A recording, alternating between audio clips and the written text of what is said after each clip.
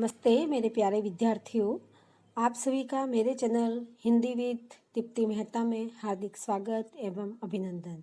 जैसे कि सीबीएसई कक्षा 12th आरोह भाग 2 की पाठ्य पुस्तक के पाठों का हम अध्ययन कर रहे थे, जिसके अंतर्गत हमने 15 पाठों का अध्ययन कर लिया था। आपने पढ़ भी लिया होगा ऐसा मेरा मानना है।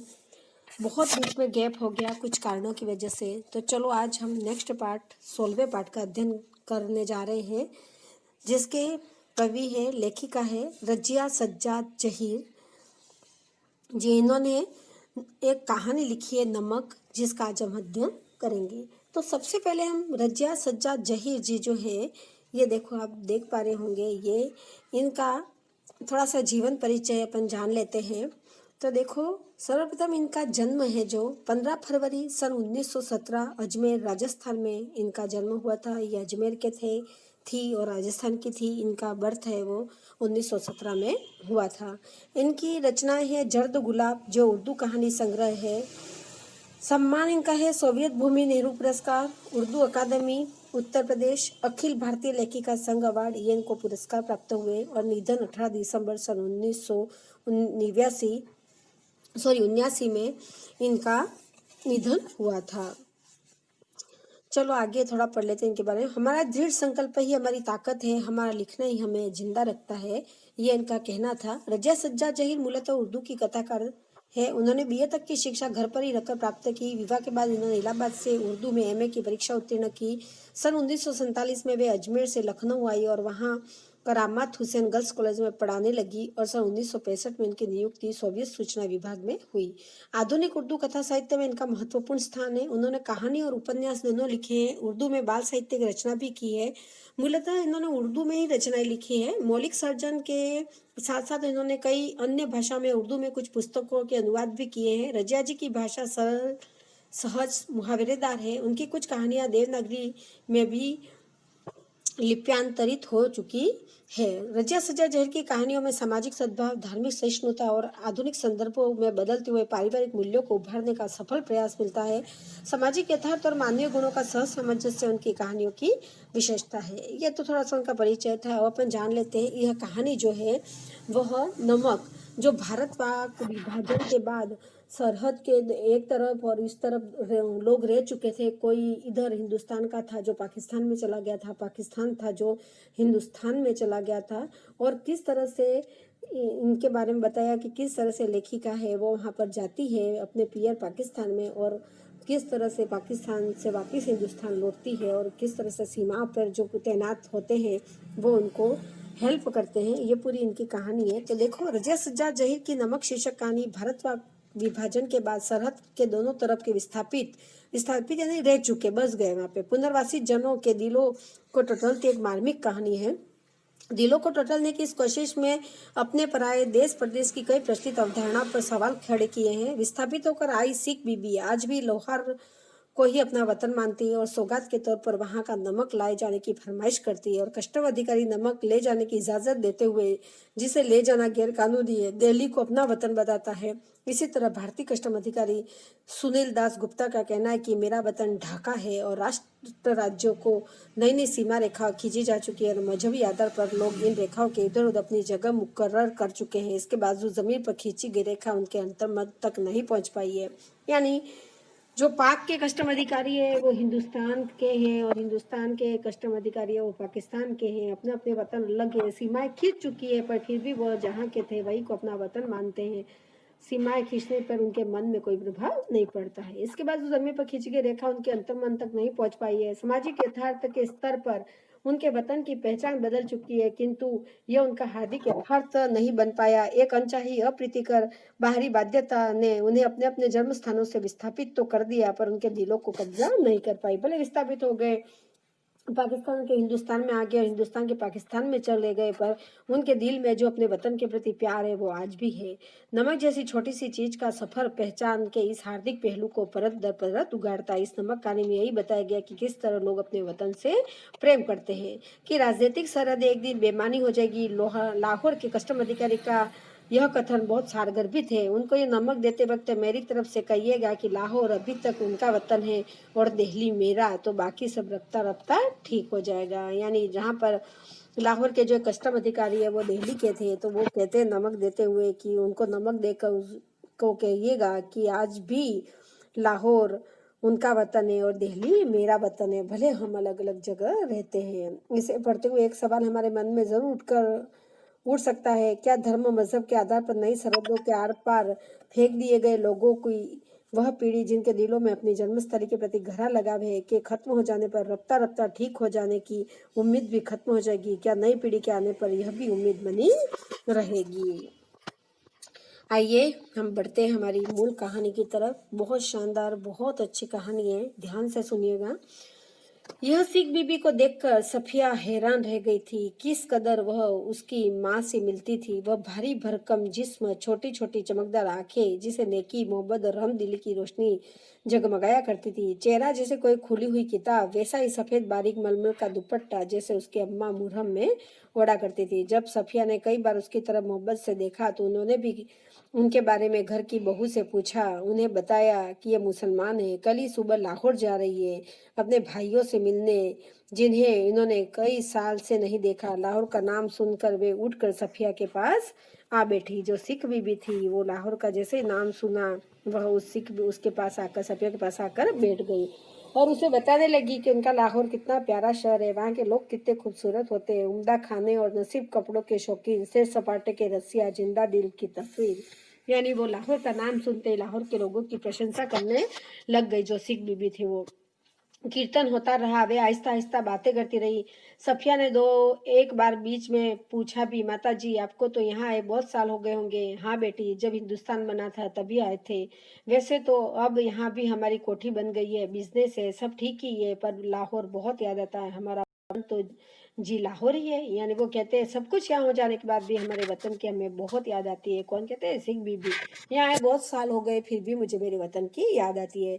फिर पलकों से कुछ सितारे टूटकर दुधिया आंचल में समा जाते, बात आगे चल पड़ती, मगर घूम फिर कर फिर उसी जगह पर आ जाती, साड़ा लाहौर। यानी सारी बातें करते हुए घूम फिर कर वापिस वो लाहौर वाली बात पर ही आ जाते हैं। फिर पलकों में कुछ सितारे टूटकर, जहाँ तो कीर्तन कोई 11 बजे खत्म हुआ।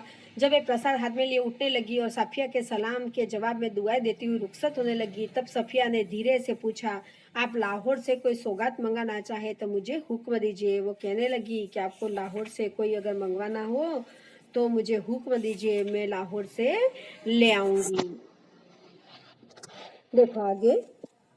वे दरवाजे से लगी खड़ी थी, हिचकिचा कर बहुत ही आहिस्ता से बोली, अगर ला सको तो थोड़ा सा लाहौरी नमक ले आना। रुखसत अपने शब्द पढ़ा था, यानी विदा लेना है ना।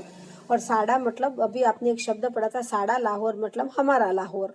वे दरवाजे पे लगी खड़ी थी, हिचकिचा कर बहुत आहिस्ता से बोली, अगर ला सको तो थोड़ा लाहौरी नमक, यानी अगर ला सको तो लाहौर का नमक है वह ले आना। 15 दिन यूं गुजरे कि पता ही नहीं चला। जिम खाना की शामें, दोस्तों की मोहब्बत, भाइयों की खातिरदारियां, उनका बस न चलता था कि बिछुड़ी बरदेसी बहन के लिए क्या कुछ न करे। यानी जब वो पाकिस्तान पहुंच जाती है सफिया, तो 15 दिन रहती है वहां पर, कैसे गुजर जाते हैं पता नहीं चलता है। दोस्तों के बीच में, भाइयों की खातिरदारी के बीच में, बिछुड़ी परदेसी बहनों के बीच में, ऐसा लग रहा था कि कब 15 दिन गुजर गए पता ही नहीं चला। दोस्तों अजीजों की यह हालत कि कोई कुछ के लिए आ रहा है, कोई कुछ, हाँ कहाँ रखे, कैसे पैक करे, क्यों कर ले जाए, एक समस्या थी। सबसे बड़ी समस्या थी बादामी कागज की एक पुड़िया जिसमें कोई सेर भर लाहौरी नमक था। अब सभी चीज ले जानी थी, पैकिंग शुरू हो गई थी, पर सबसे बड़ी समस्या थी कि वो लाहौरी नमक कैसे ले जाए, क्योंकि नमक ले जाना गुनाह माना जाता है, नमक सरहद से पार नहीं लाया जा सकता था। सफिया का भाई एक बहुत बड़ा पुलिस ऑफिसर था, यानी सफिया का भाई था जो पुलिस ऑफिसर था। उसने सोचा कि वह ठीक राय दे सकेगा। चुपके से पूछने लगी, क्यों भैया, नमक ले जा सकते हैं? उसने पूछा, भैया नमक ले जा सकते हैं? वह हैरान होकर बोला, नमक नमक तो नहीं ले जा सकते, गैर कानूनी है। और नमक का आप क्या करेगी? आप लोगों के हिस्से में तो हमसे बहुत ज्यादा नमक आया है। वह झुंझला गई। मैं हिस्से बखेर की बात नहीं कर रही। हिस्से बखेर मतलब बंटवारे की बात नहीं कर रही। आया होगा, मुझे तो लाहौर का नमक चाहिए। मेरी माँ ने यहीं से मंगवाया। वो सिख बीवी को अपनी माँ कहती है कि मेरी माँ ने यहीं से लाहौरी नमक मंगवाया और मुझे यही नमक चाहिए, आप हिस्से बंटवारे की बातें मत करो। भाई के समझ में कुछ नहीं आया, माँ का क्यों जिक्र था, वे तो बंटवारे से पहले ही मर चुकी थी। वो सोचने लगी माँ तो बंटवारे से पहले ही मर चुकी है, भाई ऐसा सोच रहा था, तो फिर क्यों है ना वो नमक माँ की बात कर रही है। जरा नरमी से समझाने के अंदाज में बोला, देखिए बाजी, आपको कस्टम से गुजरना है, यानी अपनी बहन को कह रही है कि आपको कस्टम से गुजरना हो, अगर एक भी चीज़ ऐसी ऐसी निकल आई तो आपके सामान की चिद्दी चिद्दी बिखर देंगे कस्टम वाले। कानून जो ऐसा कहता है। वह बिगड़ कर बोली, निकल आने का क्या मतलब, मैं क्या चोरी से ले जाऊंगी, छिपा के ले जाऊंगी, मैं तो दिखा के जता के ले जाऊंगी। वो कह रही है मैं कोई चोरी छुपा के नहीं ले जाने वाली, मैं तो जता के ले जाऊंगी। भाई यह तो आप बहुत ही गलत बात करेगी। कानून, अरे फिर वही कानून कानून कहे जाते हो, क्या सब कानून हुकूमत के होते हैं क्या? मोहब्बत, मुरोवत और अदामियत, मुरोवत मतलब संकोच, मोहब्बत, संकोच और आदमियत इंसानियत के नहीं होते। आखिर कस्टम वाले भी इंसान होते हैं, कोई मशीन तो नहीं। वो कहते हैं कि सब कानून के अंदर से नहीं चलता, कुछ मोहब्बत होती है, कुछ संकोच होती है, कुछ आदमीपन होता है, इंसानियत होती है। क्या कोई कस्टम वाले भी मनुष्य है, कोई मशीन नहीं है, सब समझते हैं। हाँ वे मशीन तो नहीं होते, पर मैं आपको यकीन दिलाता हूँ वे शायर भी नहीं होते, उनको तो अपनी ड्यूटी करनी होती है। भाई और भी समझाने की कोशिश करता है, अरे बाबा तो मैं कब कह रही हूँ कि वह ड्यूटी न करे, एक तोहफा है, वह भी चंद पैसों का, शौक से देख ले, कोई सोना चांदी नहीं, स्मगल की हुई चीज नहीं, ब्लैक मार्केट का माल नहीं। वह कहता है ऐसी कोई चीज नहीं है, ब्लैक मार्केट का माल नहीं है कि मैं ले जा रही हूँ, मैं तो दिखा के ले जाऊंगी और आराम से ले जाऊंगी। अब आपसे कौन बहस करे, आप अदीब ठहरी। अदीब मतलब साहित्यकार, और सभी अदीबों का दिमाग थोड़ा सा तो जरूर ही घुमा हुआ होता है। वो कहते हैं जो भी साहित्यकार होते हैं उनका दिमाग थोड़ा घुमा हुआ होता है, इसलिए आपसे मैं बहस करने का मतलब नहीं है। वैसे तो आपको बता देता हूँ, आप ले नहीं जा पाएगी और बदनामी मुफ्त में हम सबकी भी होगी। आखिर आप कस्टम वालों को कितना जानती है? उसने गुस्से जवाब दिया, कस्टम वालों को जाने या न जाने हम इंसानों को थोड़ा जरूर जानते हैं। और रही दिमाग की बात, तो अगर सभी लोगों का दिमाग हम अदीबों की तरह घुमा होता है, अदीबों मतलब साहित्यकारों की तरह घुमा होता है, तो दुनिया कुछ बेहतर ही जगह हो जाती है। भैया देखो ये आपने देखा, ये सब सामान की पैकिंग कर रही है वो, और सामान अपने उधर ले जाने की तैयारी कर रही है। मारे गुस्से से उसके आंखों में आंसू बहने लगे। उसका भाई सिर हिलाकर चुप हो गया। अगर रोज 2 बजे दिन को उसे रवाना होना था, सुबह के लिए बहुत व्यस्त कार्यक्रम बन चुका था, इसलिए उसे सारी पैकिंग रात को ही कर दी थी। कमरे का दरवाजा अंदर से बंद करके वह सामान बांधने लगी। इधर उधर फैली हुई चीजें धीरे धीरे सिमट कर छुटकेस और बिस्तर बंद में चली गई। सिर्फ 2 चीजें रह गई, एक तो वो छोटी सी टोकरी जिसमें किन्नू थे, किन्नू वहां के एक फल थे, एक दोस्त का तोहफा, संतरे और माल्टे को मिलाकर पैदा किया गया फल। किन्नू किसे कहते हैं? संतरे और माल्टे को मिलाकर पैदा किया गया एक फल था। माल्टे की तरह रंगीन और मीठा था और संतरे की तरह नाजुक था। और दूसरी थी वह नमक की पोड़िया। अब किन्नू बच गया था। किन्नू क्या होता है? संतरे और माल्टे को मिलाकर पैदा किया गया फल जो रंगीन, मीठा और नाजुक होता है। और एक दूसरी बच गई थी नमक की पोड़िया। अब तक सफिया का गुस्सा उतर चुका था। भावना के स्थान पर बुद्धि धीरे धीरे उस पर हावी हो रही थी। नमक की पुड़िया ले तो जानी है, पर कैसे? अच्छा अगर इसे हाथ में ले ले और कस्टम वालों के सामने सबसे पहले इसी को रख दे, लेकिन अगर कस्टम वालों ने न जाने दिया तो मजबूरी है, छोड़ देंगे। लेकिन फिर उस वायदे का क्या होगा जो हमने अपनी माँ से किया था? माँ मतलब उस सिख बीबी से। हम अपने को सैयद कहते हैं, फिर सैयद मतलब उनकी जाति थी मुसलमानों की। फिर वायदा करके झुठलाने के क्या मायने? जान देकर भी वायदा पूरा करना होगा। सैयद लोगों ऐसा वो कहती है कि जो जान दे के भी वायदा पूरा करते हैं, मगर कैसे? अच्छा अगर उसे किनुओं की टोकरी में सबसे नीचे रख लिया जाए तो इतने किनुओं के ढेर में भला कौन इसे देखेगा? और अगर देख लिया, नहीं जी, फलों की टोकरियों तो आते वक्त भी किसी की नहीं देखी जा रही थी। उधर से केले, उधर से किन्नू सभी ले जा रहे थे। वही ठीक है, फिर देखा जाएगा। उसने किन्नू की कालीन पर उलट दिए टोकरी की और नमक की पुड़िया उठाकर टोकरी की तह में रख दी। और एक बार झाँक कर उसने पुड़िया को देखा और उसे ऐसा महसूस हुआ मानो उसने अपने किसी प्यारे को कब्र की गहराई में उतार दिया हो। कुछ देर उकड़ू बैठी वह पुड़िया को तकती रही और उन कहानियों को याद करती रही जिन्हें वह अपने बचपन में अम्मा से सुना करती थी, जिन्हें शहजादा अपनी रान चीरकर हीरा छिपा लेता था और देवों, खौफनाक भूतों और राक्षसों के सामने से होता हुआ सरोवर से गुजर जाता था। इस जमाने में ऐसी कोई तरकीब नहीं हो सकती, वरना वह अपना दिल चीरकर उसमें यह नमक छिपा लेती। और उसने कहा भरी कहानियों में ऐसा सुनाया जाता था कि किस तरह से जो राक्षस ने, भूत ने उनकी सारी वो चीर कर किस तरह से ले जाते थे सामान पर ये कह रही कि आज ऐसा नहीं है, अगर ऐसा होता तो मैं भी ऐसा कर देती। फिर वह किनुओं को एक एक करके टोकरी में रखने लगी और पुड़िया के इधर उधर आसपास और फिर ऊपर, यहाँ तक कि वह बिल्कुल छिप गई। आश्वस्त होकर उसने हाथ झाड़े और सूटकेस पलंग के नीचे खिसकाया, टोकरी उठाकर पलंग के सिरहाने रखी और लेट कर दोहर ओढ़ ली। दोहर मतलब चादर उसने ओढ़ ली। रात को तकरीबन 1:30 बजे थे। मार्च की सुहानी हवा खिड़की जाली से आ रही थी और बाहर चांदनी साफ और ठंडी थी। खिड़की के करीब लगा चंपा का एक घना दख्त सामने की दीवार पर पत्तियों के अक्स लहका रहा था। कभी किसी तरफ से, कभी किसी की दबी हुई खांसी की आहट, दूर से किसी कुत्ते के भौंकने व रोने की आवाज, चौकीदार की सीटी और फिर सन्नाटा। यह पाकिस्तान था। यहाँ उसके 3 सगे भाई थे, बेशुमार चाहने वाले दोस्त थे, बाप की कब्र थी, नन्हे नन्हे भतीजे भतीजियाँ थी और उनकी बड़ी मासूमियत से पूछते, फूफी जान आप हिंदुस्तान में क्यों रहती है, जहाँ हम लोग नहीं आ सकते।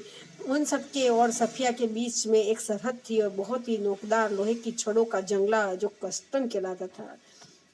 बीच में जो एक लकीर थी उसको कस्टम कहते थे। वहां से आना जाना बिना परमिशन के ना आ सकते थे और न जा सकते थे। कल वह लाहौर चली जाएगी, हो सकता है साल भर बाद फिर आए।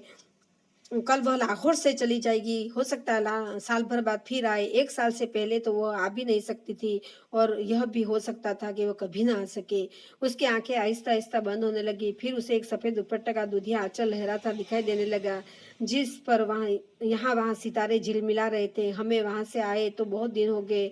यहाँ हमारी कोठी भी है, बिजनेस भी, हम यहाँ बस भी गए हैं, पर हमारा वतन तो जी लाहौर ही है। फिर दिखा इकबाल का मकबरा, लाहौर का किला, किले के पीछे डूबते हुए सूरज की नारंगी किरणें, आसपास से फैलता उभरता अंधेरा, उस रंगीन अंधेरे में बहती हुई नरम हवा और उस हवा में रची हुई मौलसीरी की खुशबू और मकबरे की सीढ़ियों पर बैठे हुए 2 इंसान सिर झुकाए चुपचाप उदास, जैसे 2 बेजान परछाइयाँ। तो तुम कल चली जाओगी? हाँ, अब कब आओगी मालूम नहीं, शायद अगले साल, शायद कभी नहीं। अचानक उसकी आंख खुल गई। शायद उसने मकबरे की सीढ़ियों के नीचे लगी धूप से एक पत्ती तोड़ी थी जिस पर ठंडी ओस जमी हुई थी। हुआ यह था कि नींद में करवट लेते हुए उसका हाथ किन्नुओं से लबालब भरी टोकरी पर जा पड़ा। रसीले ठंडे किन्नु जिनको देते वक्त उसके दोस्त ने कहा था, हिंदुस्तान पाकिस्तान की एकता का मेवा है। किसने कहा था? उसके दोस्त ने। सफिया फर्स्ट क्लास में वेटिंग रूम में बैठी थी। दिल्ली तक का किराया उसके भाई ने दे दिया। वह हाथ से टिकट दबाए वेटिंग रूम से बाहर प्लेटफॉर्म पर टहल रहा था। उसका भाई, वह अंदर बैठी चाय की प्याली हाथ में लिए किन्नू की टोकरी पर निगाह जमाए, यह सोच रही थी कि आसपास इधर उधर इतने लोग हैं कि, लेकिन सिर्फ वही जानती कि टोकरी की तह में किन्नू के नीचे नमक की पुड़िया है। जब उसका सामान कस्टम पर जांच के लिए बाहर निकाला जाने लगा तो उसने एक झिरझिरी सी आई और एकदम से उसने फैसला किया कि मोहब्बत का यह कपाट चोरी से नहीं जाएगा, नमक कस्टम वालों को दिखाएगी। वह उसने जल्दी से पुड़िया निकाली और हैंडबैग में रख ली, जिसमें उसका पैसे का पर्स और पासपोर्ट आदि थे। जब सामान कस्टम से होकर रेल की तरफ चला तो एक कस्टम अफसर की तरफ बढ़ी। ज्यादातर मेजें खाली हो चुकी थी। 1-2 पर इक्का दुक्का सामान रखा था। वही एक साहब खड़े थे, लंबा कद, दुबला पतला जिस्म, खिचड़ी बाल और आंखों पर ऐनक। ऐसा एक आदमी खड़ा था वहां पर, कस्टम अधिकारी। वे कस्टम ऑफिसर की वर्दी पहने थे मगर उन पर वह कुछ जच नहीं रही थी। सफिया कुछ हिचकिचाकर बोली, मैं आपसे कुछ पूछना चाहती हूँ। उन्होंने नजर भरकर उसे गौर से देखा। बोले, फरमाइए। उसके लहजे में सफिया की हिम्मत बढ़ा दी। आप कहाँ के रहने वाले हैं? उन्होंने कुछ हैरान होकर उसे फिर गौर से देखा। मेरा वतन दिल्ली है। आप भी तो हमारी तरह की मालूम होती है, अपने अजीजों से मिलने ही होगी। जी हाँ, मैं लखनऊ की हूँ, अपने भाइयों से मिलने आई थी, वे लोग इधर आ गए हैं। आपको भी तो शायद इधर आए। सफिया का क्वेश्चन था। जी, जब पाकिस्तान बना था तभी आए थे, मगर हमारा वतन तो दिल्ली है। कौन कहता है? कस्टम अधिकारी। सफिया ने हैंडबैग मेज पर रख दिया और नमक की पुड़िया निकाल कर उसके सामने रख दी और फिर आहिस्ता आहिस्ता रुक कर उनको सब कुछ बतला दिया। उन्होंने पुड़िया को धीरे से अपनी तरफ सरकाना शुरू किया। जब सफिया की बात खत्म हो गई तब उन्होंने पुड़िया को दोनों हाथों से उठाया, अच्छी तरह लपेटा और खुद सफिया के बैग में रख दिया। बैग सफिया को देते हुए बोले, मोहब्बत तो कस्टम से इस तरफ गुजर जाती है कि कानून हैरान रह जाता है। क्या कहा उसने? मोहब्बत तो कस्टम से इस तरफ गुजर जाती है और कानून हैरान रह जाता है। वह चलने लगी। वे भी खड़े हो गए और कहने लगे, जामा मस्जिद की सीढ़ियों को मेरा सलाम कहिएगा और उस खातून को यह नमक देते वक्त मेरी तरफ से कहिएगा कि लाहौर अभी तक उनका वतन है और दिल्ली मेरा, तो बाकी सब रखता रखता ठीक हो जाएगा। सफिया कस्टम के जंगले से निकलकर दूसरे प्लेटफॉर्म पर आ गई और वह वहीं खड़े रहे। प्लेटफॉर्म पर उसके बहुत से दोस्त, भाई, रिश्तेदार थे। हसरत भरी नजरें, बहते हुए आंसू, ठंडी सांसों और भिजे होठों के बीच में वे काटती हुई रेल सरहद की तरफ बढ़ी। अटारी से पाकिस्तान पुलिस उतरी और हिंदुस्तान पुलिस सवार हुई। कुछ समझ में नहीं आता था कि कहाँ से लाहौर खत्म हुआ और किस जगह से अमृतसर शुरू हो गया। एक जमीन थी, एक जबान थी, एक सी सूरतें और लिबास, एक सा लबो लहना और अंदाज थे। गलियां भी एक सी थी जिसे दोनों बड़े प्यार से एक दूसरे को नवाज रहे थे। बस मुश्किल सिर्फ इतनी थी कि भरी हुई बंदूकें दोनों के हाथों में थी।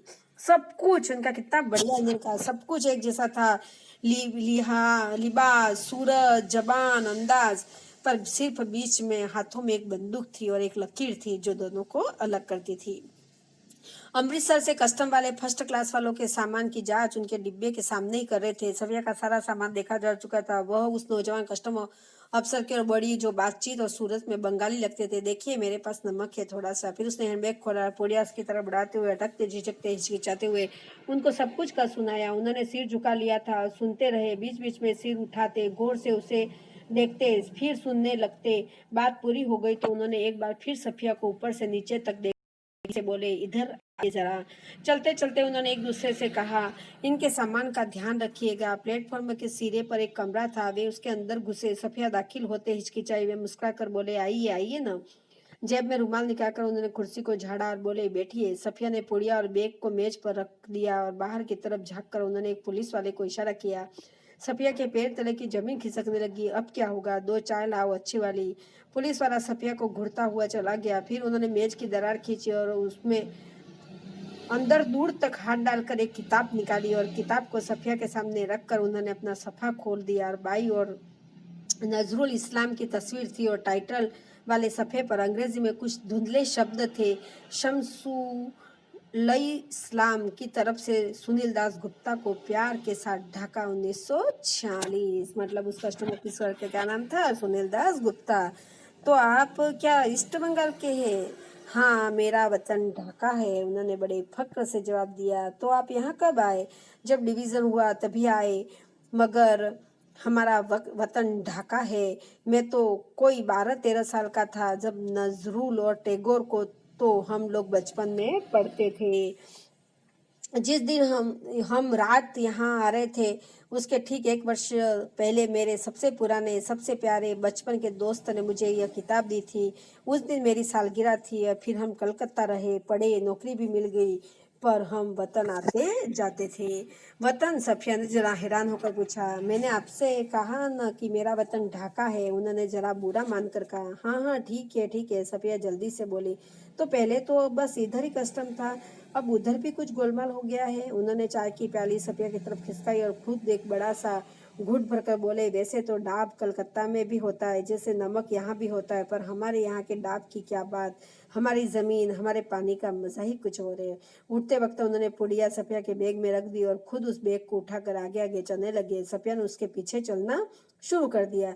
जब सफिया अमृतसर के पुल पर चढ़ रही थी तब पुल की सबसे निचली सीढ़ी के पास वे सिर झुकाए चुपचाप खड़े थे और सफिया सोचती जा रही थी, किसका वतन कहाँ है? वह जो कस्टम के इस तरफ है या उस तरफ। यानी दोहर मतलब कपड़े को दोहरा कर सिल गई चादर। यानी कुल मिला के ये बात बताई गई है कि किस तरह लोग अपने वतन से प्यार करते हैं। ये सीमाएं, ये बंधन किसी को बांध नहीं सकता। दिल में जो मोहब्बत होती है अपने वतन के प्रति, वो कहीं पर भी चली जाए हमेशा बनी रहती है। कस्टम अधिकारी के रूप में कोई कहाँ नौकरी कर रहा है, कोई कहाँ नौकरी कर रहा है, पर जिसका वतन है वो अपने वतन से आज भी उतना ही प्यार करता है। पाठ के साथ कुछ अभ्यास प्रश्न है, आप देख लीजिएगा। थोड़ा बहुत मैं बता देती हूँ आपको। सफिया के भाई ने नमक की पुड़िया ले जाने से मना क्यों किया? क्योंकि ये गैर कानूनी चीज़ थी, इसलिए नमक को सरहद से पार ले जाया नहीं जा सकता। नमक की पुड़िया ले जाने के संबंध में सफिया के मन में क्या धम था, कैसे ले जाऊँ, क्या करूँ, कहाँ छुपा के ले जाऊँ आदि। जब सफिया अमृतसर पुल पर चढ़ रही थी तो कस्टम ऑफिसर निचली सीढ़ी के पास सिर झुकाए चुपचाप क्यों खड़े थे? क्योंकि उनको पता था कि किसका सरहद कहाँ है और किसका सरहद कहाँ है। वो उन्होंने नमक की पुड़िया उसको दे दी थी और वो सोच रहा था कि सभी का सरहद अपना अपना है, फिर भी सब अपने वतन से प्यार करते हैं। लाहौर अभी तक उनका वतन है और दिल्ली मेरा, या मेरा वतन ढाका जैसे उद्गार किस सामाजिक यथार्थ का संकेत करते हैं। बहुत बड़ा उत्तर है, आप लिख लेना कि कोई अपने वतन से किस प्रकार प्रेम करता है, उसके बारे में दे रखा है। नमक ले जाने के बारे में सफिया के मन में उठे द्वंद्वों के आधार पर उसकी चारित्रिक विशेषता को स्पष्ट कीजिए। ये सारे क्वेश्चन आप देख लीजिएगा, बहुत अच्छे क्वेश्चन है, बड़ा चढ़ाकर आप लिख सकते हैं। यहाँ पर आपका ये पाठ समाप्त होता है। देश विभाजन की कहानी थी, जो किस प्रकार अपने वतन से प्यार करते हैं। विभाजन के बाद कोई यहाँ रह जाता है, कोई वहाँ रह जाता है, कोई किस तरह इधर हो जाता है, कोई किस तरह उधर चला जाता है, फिर भी अपने वतन से आज भी उतना ही प्यार करते हैं। यहाँ पर सज्जाद जी, रजिया सज्जाद जी ने अपने देशभक्ति के बारे में कविता लिखी है कि अपना अपना वतन सबको प्यारा होता है। देखो यहाँ एक धूल का फूल गीतकार साहिल लुधियान जी की एक ये गीत है, तू हिंदू बनेगा ना मुसलमान बनेगा, इंसान की औलाद है इंसान बनेगा। ये पढ़ना बहुत शानदार है, पहले हम इसको गाया करते थे, कठिन शब्द है, देख लीजिएगा आप लोग। हालांकि मैंने पढ़ाते वक्त सारे बता दिए हैं, फिर भी एक बार आप देख लीजिएगा। तो आशा करती हूँ आपको ये नमक कहानी बहुत पसंद आई होगी। मुझे बहुत प्यारी लगती है कहानी, बहुत अच्छे से समझ में आ गई होगी। अगर आपको अच्छे से समझ में आए तो आप मेरे वीडियो को ज़्यादा से ज़्यादा लाइक करें, शेयर करें, मेरे चैनल को सब्सक्राइब करें। जय हिंद, जय भारत।